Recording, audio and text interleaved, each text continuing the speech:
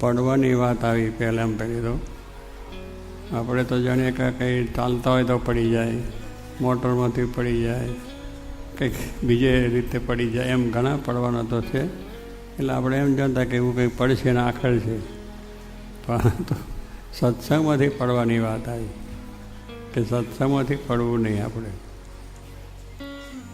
એટલે સાર વસ્તુ સમજીએ તો પછી બધો જરા ઠેકાને આવે, પણ સાર ન સમજાય તો કે છે આ બધું આવું ચાલતું હોય છે. પણ આ તો સત્સંગમાં આવું કંઈક જે કંઈ ચાલતું હોય, આવા પ્રસંગો બનતા હોય, એમાંથી આપણે કેમ બચવું છે, એમાંથી કંઈ આપણે ભગવાનનામાંથી કે સત્સંગમાંથી, કથા વાર્તા ભજનમાં સેવામાંથી ન પડીએ એટલા માટે વાત છે. આ વાત જો સમજી રાખી હોય તો પછી કોઈ જાતનો વાંધો ના આવે. વાત તો આપણે સત્સંગમાં છે અને સાંભળીએ પણ છે. જોગી મહારાજે તો ખૂબ વાતો કરી છે, મહારાજે પણ કરી છે.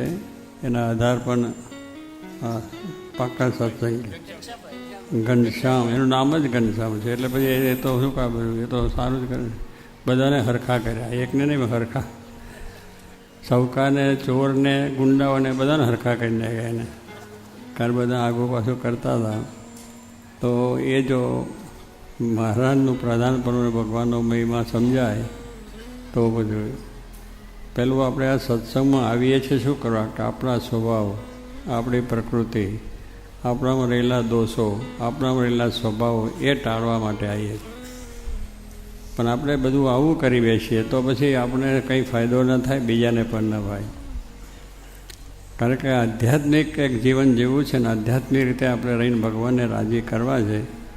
તો આધ્યાત્મિક બાબતો તો આપણને એ સમજાવે છે કે માણસે પહેલું પોતાનું જોવું. એને બતાવ્યું કે એક આંગળી આમ કરો છો અને 3 અહીંયા છે. એટલે એ આપણે જોવાનું છે કે ભાઈ એક આંગળી તો બીજાને કરું છું, મારા હમી 3 છે, મારા ઘણા ભૂલો છે, એનાથી વધારે છે. એ જો આપણને સમજાય. પણ આપણે જેને કે હું તો બહુ એકદમ પ્યોર ચોખ્ખો ચંદન જેવો છું, એટલે બીજાના ગુણ આવવાના છે, બીજાની ભૂલ દેખાવાની છે. પણ પહેલું તો આપણે ભ્રમરૂપ થવું છે. તો આપણામાં કઈ કઈ ભૂલો છે એ જોવું જોઈએ, આપણામાં કઈ કયા દોષો નડે છે જોવું જોઈએ. અને એ ટાળવા માટે આવ્યા છે. સત્સંગમાં આવીને આપણે બીજું કંઈ જોવાનું છે નહીં. ભગવાનને સંતના દર્શન થાય, સમાગમ થાય, અને એ જ આપણે કરવાનું છે. જો એ દ્રષ્ટિ આપણે હોય તો સહેજે સહેજે આપણી ભૂલો ટળતી જાય, આપણા દોષ સ્વભાવ ટળતા જાય. બહાર તો પછી આ સ્વભાવ વધવાના છે. બહાર જઈએ છીએ અને બહારનો સત્સંગ કરીશું તો આ બધું વધવાનું. અને અહીં આવ્યા પછી પણ એ સ્વભાવ ભેગા લઈને આવ્યા છે, એટલે પછી એ જ દેખાવાનું છે. બહાર જે દેખાતું હોય એ અહીંયા દેખાવાનું છે. પણ આપણે પોતાનું જો જોવું હોય, પાછી વૃત્તિ વારવી હોય તો બહારનો જે કુસંગ છે અને સત્સંગનો જે કુસંગ વાત કરી, એટલે મોરી વાત કરે. મહારાજ કંઈ કોઈ દાડો મોરી વાત કરવી નહીં. મોરી વાત થાય તો ઉપવાસ કરવો, એવું પણ લખ્યું છે. એટલે સત્સંગની રીત, સત્સંગની પ્રથા અને સત્સંગનો જે છે એને બરાબર સમજ્યા હોય તો હંમેશા માણસને પોતાની ભૂલો દેખાયા કરે. અને ભૂલે જેમ જેમ ભૂલ દેખાતી જાય એમ એની ભૂલ તટતી જાય. એટલે આ વાતને આપણે દઢ બરાબર થાય એને માટે આ બધી વાત છે કે પડવું છે એટલે કંઈ દુનિયામાં તો પડે છે ને પડવાના છે, એ તો રસ્તો એ તો છે જ. પણ જે આપણે મોક્ષનો માર્ગ આવ્યા છે, મોક્ષને માર્ગથી ના પડીએ. મોક્ષનો માર્ગ એટલે ભગવાનને સંત. આપણો એક માર્ગ છે કે એને વિશે અવગુણ અભાવ કોઈ દિવસ ન આવે, એને સદા નિર્દોષ સમજીને કરીએ. અને પછી એના સંબંધવાળાની પણ એ જ આપણે ભાવ કે બેમાં પણ આપણે દોષ જોવા નહીં.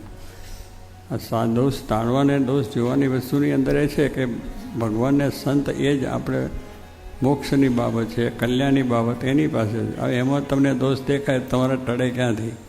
ન ટળે. એમનામાં દોષ છે જ નહીં. ભગવાન છે તો એકદમ 100% સર્વોપરી પ્યોર છે. આપણે ભેળસેળવાળા છે, પૂરા ભેળ છે. એટલે વાત સાચી છે. બધે આપણે એવા જ છે ને એવા જ અહીં આવ્યા છે. શું ચોખ્ખા થવા આવ્યા છે. આપણે જાણીએ છીએ હું ભેળસેળવાળો છે તો પછી બીજાને શું આ ભેળસેળવાળીની વાત કરવી? એને જોનારા, એને કરનારા વાત છે. આપણી જે વાત એવી હોય એ કહ્યું કે મુખ્ય વ્યક્તિને કહેવાની અને એની રીતે કરશે. પણ બધે નગારું લઈને ઢોલ વગાડીને સાંભળો ભાઈ, સાંભળો ભાઈ, એવા ઢોલ વગાડવાની જરૂર નથી. હે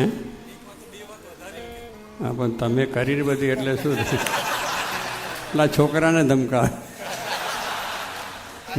બિચારાને સારું થયું પછાડી નાખે. એટલે કહેવાનું છે કે એવું નાટક કરીએ છીએ એટલે એવું થાય ને.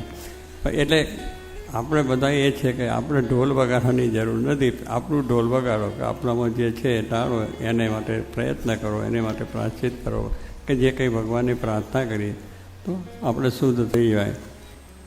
અને એ રીતે થાય. શુદ્ધ થવું હોય તો સોનાને કેટલું તપવું પડે છે. તો એવી રીતે આપણે પણ સત્સંગમાં સુખ આવે, દુઃખ આવે, મુશ્કેલી આવે, આવા પ્રસંગો આવે તો એ સત્સંગનો અભાવ ના આવે, ભગવાનનો અભાવ ના આવે. જે કંઈ છે આપણા કર્મોનો ફળ છે એ ભોગવાય છે. પણ સત્સંગ કરતા હોય, સેવા કરતા હોય તો આવે કે ભગવાન મારું બગાડ્યું. ભગવાન કહેવું શું બગાડવા આવ્યા છે? ભગવાન બગાડવા નથી, તો કલ્યાણ કરવા માટે આવ્યા છે, મોક્ષ માટે આવ્યા છે. મોટા પુરુષો છે એ જ પણ શું કે જોગી મહારાજની વાત કરીએ છીએ, ભગવાન સર્વનું ભલું કરો, કલ્યાણ કરો, તો એની કલ્યાણની જ વાત હંમેશા મૂકે છે. પણ આપણે બરાબર નથી. એટલે શું થયું? કેમેરાવાળો તો બરાબર છે, કેમેરાવાળો છે ને આમ લઈને ઊભો રહે, જો આ બધા ઊભા છે, આપણે બધાને જુએ છે ભાઈ. હા, એટલે હરખા ઊભા રહેજો. એટલે કહેવાય છું આવી એ વખતે આપણે એવું મળવા હું જોઈએ તો અંધરા આવીએ, પગે આમ ચાલીએ તો લૂલા આવીએ. એમાં એનો કેમેરાનો દોષ કરો? દોષ આપણો છે. જેવું આપણે એવું દેખાવાનું એમ આપણામાં દોષો છે એ આપણી છે. એટલે પછી ભગવાનમાં દોષ દેખાય, સંતમાં દેખાય, સત્સંગમાં પણ દેખાય. પણ એ આપણા બધા પ્રતિબિંબ જ દેખાય. સ્વચ્છ કાચ છે, એમાં કંઈ છે ડાઘો બાગો છે, પણ આપણે ઊભા રહીએ તો નાતા કાકા ટોપી મૂકીને આવ્યા ને મોટા સાવકાર થઈને એકદમ આવી ગયા. પણ એટલે કહેવાનું છે કે એ બધું આપણું બધું દેખાય છે. કાચની અંદર પ્રતિબિંબ આપણું દેખાય છે, એમાં છે જ નહીં. એમ ભગવાન એટલા બધા સ્વચ્છ, એકદમ નિર્દોષ છે. એમાં માયા નથી, જગત નથી, પ્રપંચ નથી. મોટા પુરુષને વિશે પણ એ ભાવ છે નહીં. અને એમના સંબંધો સત્સંગ છે, પણ એમાં એ જ જોવાનું હોય. જ્યાં જુએ ત્યાં રામજી દૂસરોના પાસે રહે એ જોવાનું. અને જેની ભૂલો છે એ ભૂલોવાળો માણસ સત્સંગમાં ટકી શકશે નહીં. એ પણ તમે જુઓ કે જેને કંઈ આવી બધી ફૂટેવો છે એ પછી આવીને ભલે બધી રીતે આમ કરતા હોય, ભરતા હોય, પણ જ્યારે તારે સ્વાય કે સત્સંગમાંથી પડવાનો છે, એના પાપે કરીને પડશે. આપણે દાપણ કરવાની જરૂર નહીં, કારણ એ સત્સંગમાં કુસંગ કહેવાય. બીજાને વાતો કરી આમ છે ને તેમ છે ને ફલાણું છે ને ઢીકનું છે ને એ બધું તમે શું કા કરો? જ્યાં યોગ્ય વ્યક્તિ છે એને તમે કહી દો, એની માટે કામ કરશે. આપણે પણ આપણું જે તારવાનું છે એને બદલે આપણું બીજાનું પ્રકાશ કરીને આપણે સારું જાણે કે હું સારી સેવા કરું છું, પણ એ સેવા નથી. એટલે આ પ્રમાણે આ સત્સંગ જે આપણને મળ્યો છે સ્વામી, એ સત્સંગને આપણે જાળવવાનું છે. જાળવવાનું એટલે શું કે શું એને પેટીમાં કે બેંકમાં મૂકવાનો છે કે આપણે સત્સંગ મળ્યો છે એને મૂકવાનું? એ સત્સંગને સાચવવાનું શું કે એમને સત્સંગમાંથી જે વાતો મળી છે, આપણા જીવનમાં જે અવગુણ હોય, સ્વભાવ હોય, ટળે અને સારી વાત, કથા, વાર્તા, કીર્તન, ભજન, નમ્રતા, સાધુતા અને એકદમ ભક્તપણું, સેવા એટલે સેવા. ઘણા ભક્તો આપણે જોઈએ છે કે એકદમ નિર્માણી હોય ને બીજું તેવું. એટલે એવા ભક્તોના સામું જોવાનું. એના સામું જોઈશું તો એના ગુણ આપણને આવશે. હવે જેનામાં બીજી વસ્તુ હોય ને જોયા કરશો તો વધારે દોષ આપણને નહીં, બે વધારે આવશે. એટલે એની જરૂર નથી. માટે આવો સત્સંગ સ્વાય કે બ્રહ્માદિકને દુર્લભ એવો સત્સંગ મળ્યો. કોને? બ્રહ્માનંદને. બ્રહ્મા છે ને,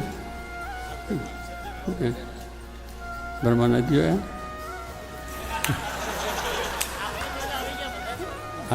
એટલે કે બ્રહ્માદિક એટલે બ્રહ્મા, વિષ્ણુ, મહેશ આ બધા દેવ છે, એને આ સત્સંગ નથી મળતો. એવો સત્સંગ આપણને મળ્યો. ભગવાન શ્રીજી મારા દર્શન કહ્યું કે અમારા દર્શન તો અક્ષરધામમાં જે મુક્તો છે એને દર્શન થાય છે, અને કાં તો આ સભામાં બેઠા છે ને જે દર્શન થાય છે એ નથી. એ બે વાત બતાવી. આ દુર્લભ એમ છે, કોઈને મળ્યો નથી ને આપણને મળ્યો. બ્રહ્મને દુર્લભ એ કેટલો બિચારો મહેનતને સેવા કરે, પણ એનો બહારનો યોગ નથી. એ આપણને મળ્યો છે. એવો જો મહિમા હોય તો ભેટમ નહીં તો છેટમ. સહજાનંદ સ્વામી મહારાજની જય.